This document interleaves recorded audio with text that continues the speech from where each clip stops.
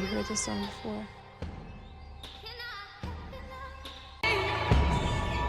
I'm gonna smoke you out. 7 devils all around me. 7 devils in my house. 7 devils. Why? Why give darkness a melody to fly? Why place that haunting beneath a man who fought through pain and rose again? A Muslim man stood inside the ring, disciplined courage overcoming. He fought, he endured, he stood tall. So why make 7 devils soundtrack it all? Because music is more than sound. It moves the soul, it moves the ground. It gives the invisible rhythm and breath, awakening memory, desire, fear, or death. Nefesh, life, breath, soul can rise in praise and glow. But what happens when the soul keeps drinking what it should not know? Beat after beat, refrain after refrain, what we repeatedly hear can enter the brain. The conscious hears, the subconscious learns, and what we rehearse is what eventually turns. So I had to ask, what agreements did I agree to? What did I welcome because it sounded sweet?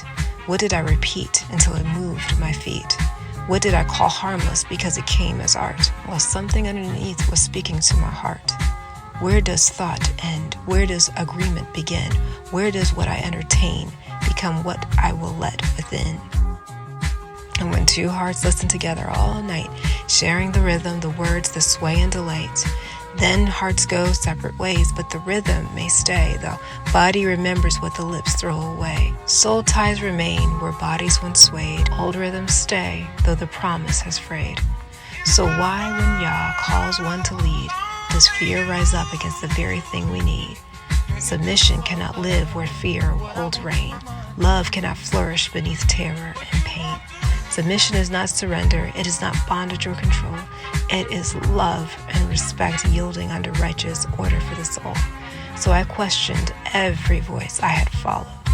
Not every beautiful melody should be welcomed in my house. Not everything that moves me is meant to move me towards truth. Because what I repeatedly hear can become what I repeatedly do. What I repeatedly meditate on can become what I believe is true. So what have I been singing? What have I been rehearsing? What have I agreed to without saying I agree? Maybe liberation is discovering who taught me the lock, who handed me the key, and who convinced me the chain was me. Let my mind be renewed. Let my spirit discern. Let my nefesh remember whose voice deserves to be heard. Because I am not bound to every voice I hear. And I do not have to keep an agreement just because it once was here.